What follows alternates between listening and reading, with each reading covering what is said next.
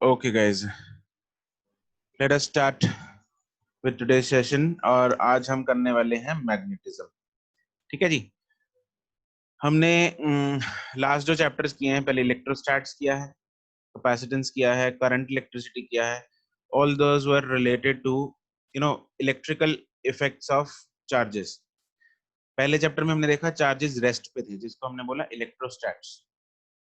फिर charges motion में है, जिसको हमने बोला करंट इलेक्ट्रिसिटी, इलेक्ट्रोडायनामिक्स में बोलते हैं उसको, है ना। और कैपेसिटेंस देखी, जिसमें चार्ज किसी प्लेट्स पे आता है तो वो स्टोर होते हैं चार्जेस, राइट, कैपेसिटेंस। तो अब हम बात करेंगे मैग्नेटिक इफेक्ट्स ऑफ करंट की, राइट। आप लोगों ने 10th क्लास में पढ़ा हुआ है magnetic effects of current.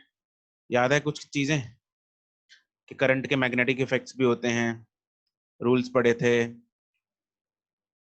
Right and thumb rule और ये सब, है ना। तो direction of magnetic field 10th का सब गायब है। अच्छा, बहुत बच्चों को तो याद है। अच्छा चलो कोई बात नहीं। हम लोग सब कुछ अभी डिटेल में कवर करेंगे, राइट। तो स्टार्ट करते हैं मैग्नेटिज्म। ओके, चैप्टर का नाम है मैग्नेटिज्म। टॉपिक डाल लो, चैप्टर इज मैग्नेटिज्म। अच्छा, आप लोग को याद है मैग्नेटिज्म किसने किसने देखा था मैग्नेटिक इफेक्ट्स ऑफ करंट या चार्जेस सबसे पहले? यू नो, याद है ये? कंपास में डिफ्लेक्शन आई थी।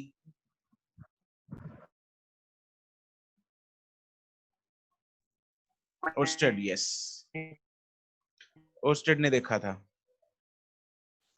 बिल्कुल।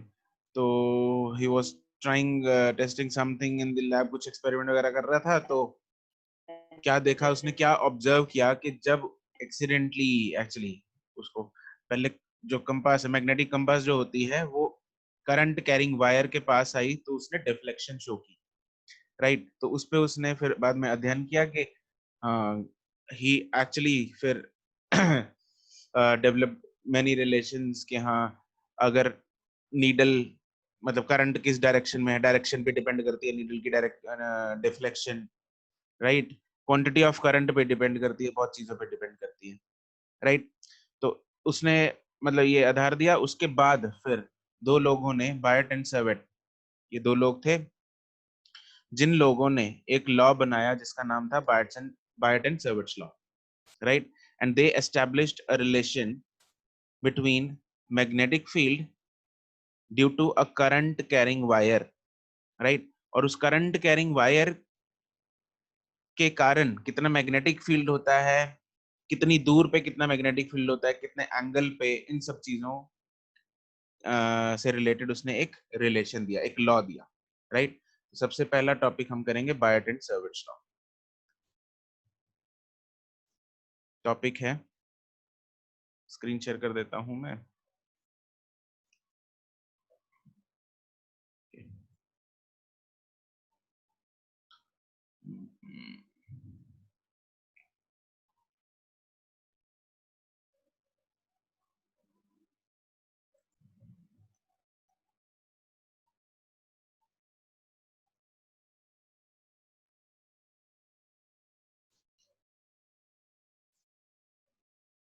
दिख रहा है आपको यहाँ पे? इज बायट एंड,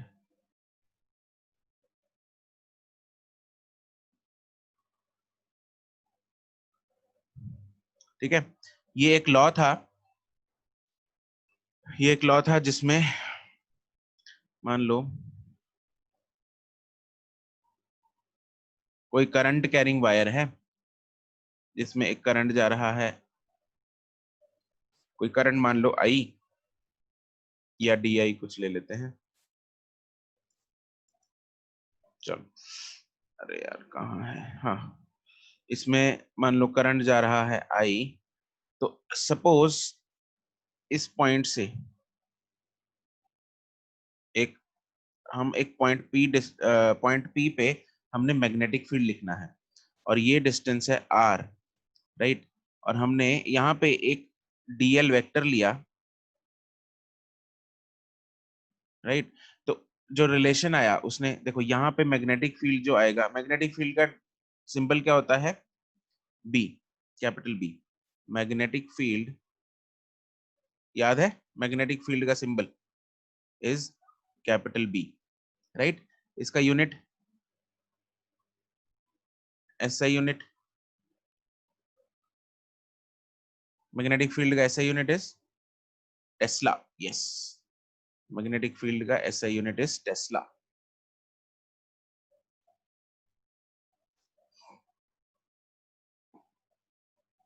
कैपिटल टी, ठीक है। और इसका सीजीएस यूनिट क्या होता है मैग्नेटिक फील्ड का?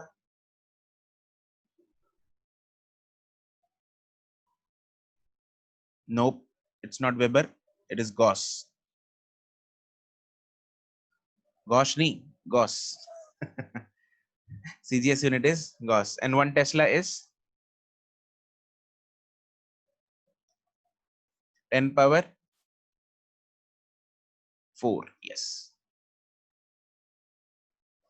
1 Tesla is 10 power 4 Gauss, right? तो ये CGS ऐसे यूनिट हो गया। ऑब्वियसली हमें ये भी पता है कि ये क्या है, it is a B is a vector quantity.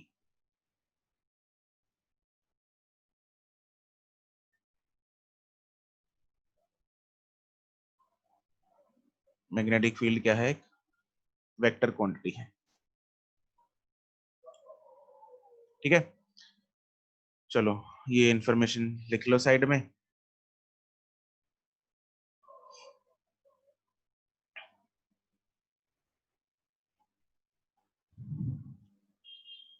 चलो अब हम बात कर रहे हैं यहाँ पे, अगर देखो this is a current carrying wire, ये करंट कैरिंग वायर थी, आगे जिस तरफ जा रही है यहाँ से इस तरफ आई थी। तो इस करंट कैरिंग वायर के कारण अगर हम पॉइंट पी पे मैग्नेटिक फील्ड लिखना चाहें तो क्या होगा? That magnetic field is, heading डाल लो बच्चों, ये वाइट्स एंड सर्विट्स लॉ, ये फोटो बनाओ उसके बाद मैं लिखवाता हूँ। Draw this diagram.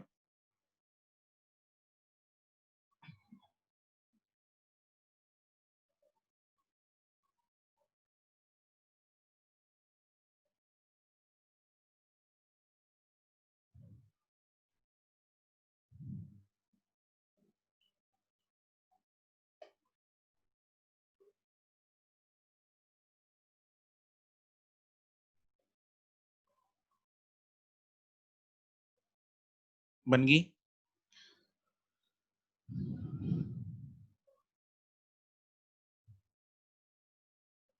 चलो according to this law,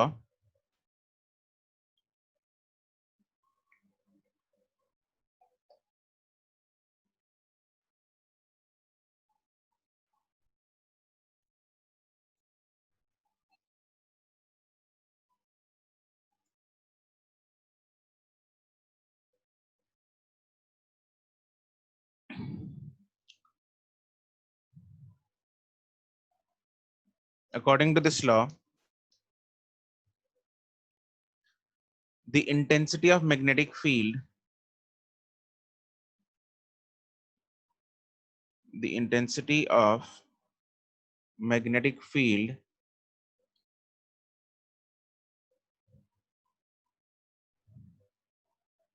at any point P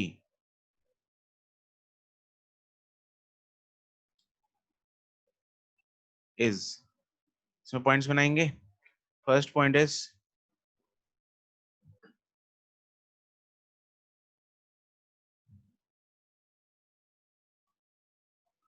first point है, it is directly proportional to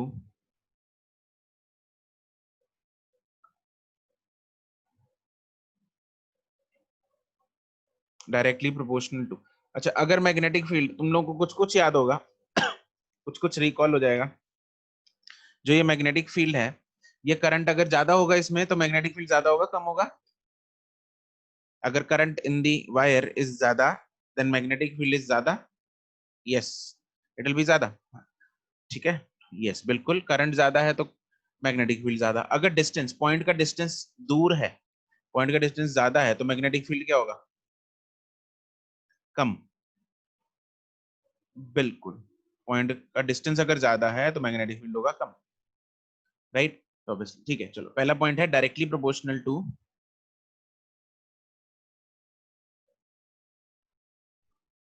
the current flowing in the wire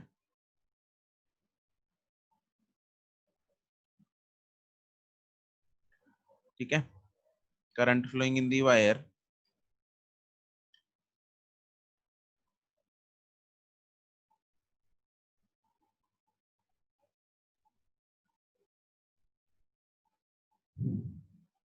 दूसरा है इस इसको इनफैक्ट ऐसे लिख सकते हैं कि dB is directly proportional to I, right? दूसरा होगा inversely proportional to square of the distance of the point,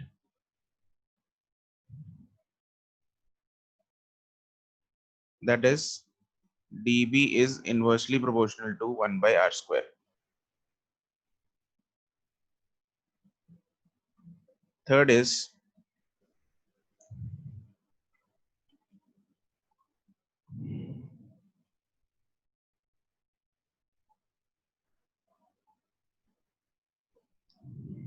यहां तक done. Third is directly proportional to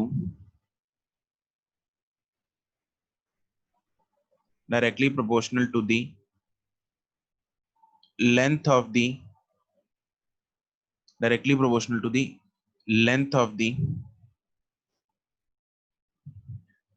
current carrying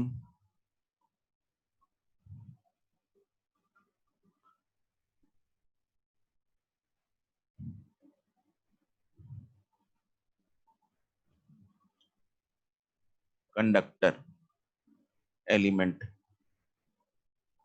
current carrying conductor, ठीक है. यहाँ पे हमने वो लेंथ क्या ली हुई थी dl. क्या ये एलिमेंट कितना लिया हुआ है हमने? dl लिया हुआ है. तो इस छोटे से एलिमेंट के कारण अगर हम देखेंगे, क्योंकि एक्चुअली हर एक, अगर हम यहाँ पे देखें तो हर पॉइंट का डिस्टेंस, अगर मैं हर पॉइंट की बात करूं, यहाँ पे इस पॉइंट का डिस्टेंस डिफरेंट है, इस पॉइंट का डिस्टेंस डिफरेंट है, इस पॉइंट का डिस्टेंस डिफरेंट है, हर पॉइंट का डिफरेंट है डिस्टेंस, है ना? तो इसलिए यहाँ पे हमने एलिमेंटल लेंथ चूज की, और एलिमेंटल लेंथ से जो प्रोपोर्शनलिटी है वो डायरेक्टली प्रोपोर्शनल है, that is dB is directly proportional to dl. And fourth is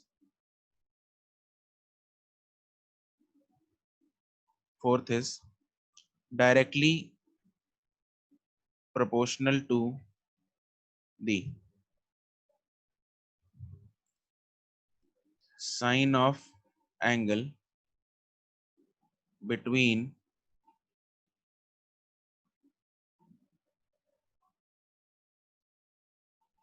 elemental length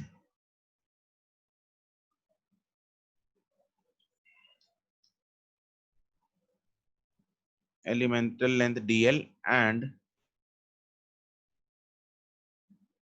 position vector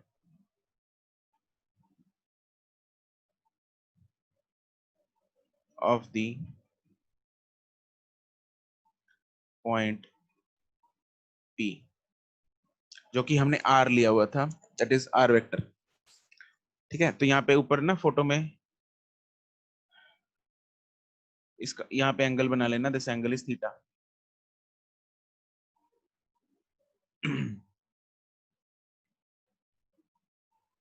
this angle is theta, dl, और इधर ये हो गया r. This is r vector. इसको वेक्टर फॉर्म में लिख लो, दिस इज r वेक्टर.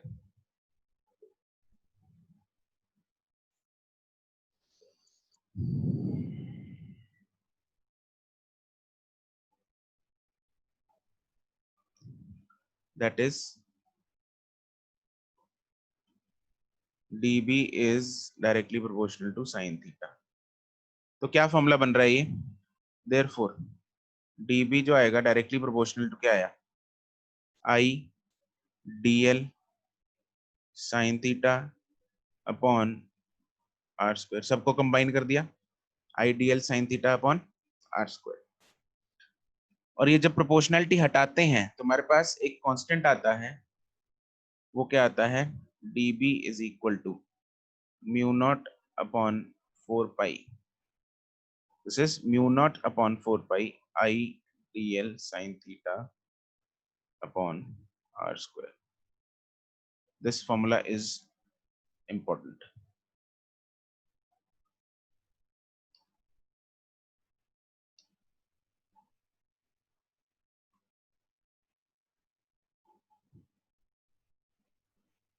ये इंपॉर्टेंट है, आपको याद रखना है फॉर्मूला, ये याद रखने वाला है, ठीक है जी।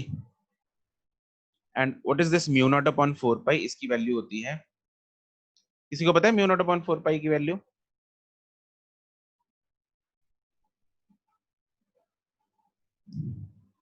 पता है किसी को? नहीं पता, चलो कोई बात नहीं, it is 10 raise to power -7,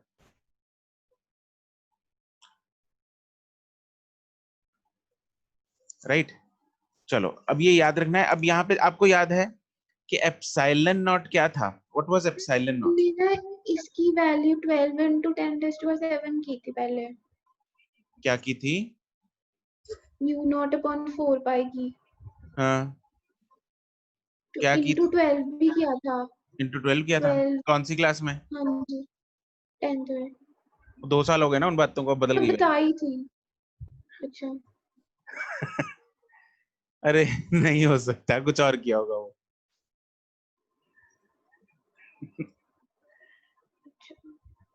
सदियों से इसकी वैल्यू यही है प्राची, ये वैल्यू है ना जो याद रखनी है आपको, ठीक है, इसको याद कर लो, ओके। अच्छा ये मैं म्यू नॉट बता रहा था क्या होता है, देखो जैसे एप्सिलॉन नॉट होता है, एप्सिलॉन नॉट क्या होता है, परमिटिविटी, है ना। कौन सी परमिटिविटी? इलेक्ट्रिकल परमिटिविटी होती है ये, this is electrical permittivity of free space, right. ऐसे ही ये जो म्यू नॉट होती है, म्यू नॉट होती है मैग्नेटिक पर। अच्छा इलेक्ट्रिकल परमिटिविटी का मतलब क्या होता है, what is the meaning of electrical permittivity?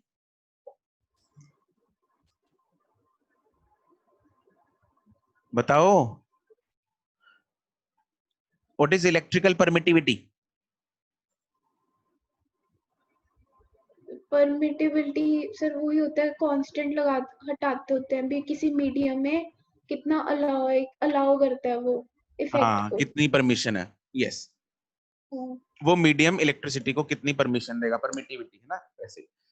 और ये है कि वो मीडियम कितनी magnetism, this is magnetic permeability, this is magnetic permeability, कि उस मीडियम में से मैग्नेटिज्म कितनी पास हो सकती है, उस मीडियम में से कितनी मैग्नेटिज्म जो है, मैग्नेटिक इफेक्ट जो है वो पास हो सकता है, that is magnetic permeability of free space. तो फ्री स्पेस का तो कांस्टेंट ही होता है, बाकी मटेरियल टू मटेरियल डिपेंड करता है, ठीक है। ओके तो ये मतलब है इसका। थर्ड पॉइंट देखना है, थर्ड पॉइंट ये लो, देख लो।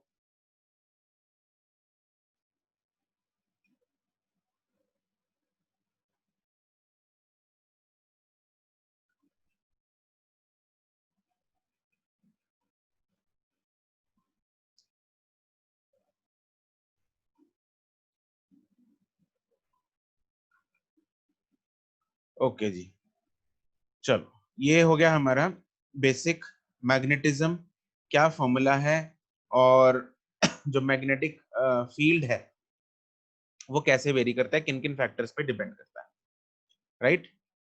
ठीक है बच्चों, तो ये हो गया अपना बायट-सावर्त लॉ। अब मैग्नेटिज्म की हमने वैल्यू तो देख ली, मैग्नेटिज्म की हमने जो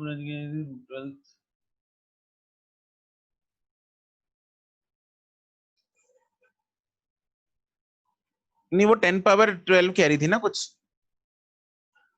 प्राची वाज सेइंग 10 पावर 12। नहीं सर, मैं कह रही थी 12 into 10⁻⁻⁷।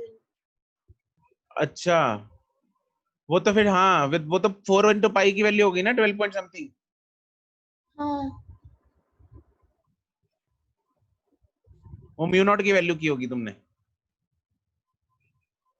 अच्छा ठीक है। मुझे लगा तुम कह रही हो 10⁻12 समथिंग। नहीं नहीं नहीं नहीं, मैं कह रही थी into 12, इसको into हाँ 12।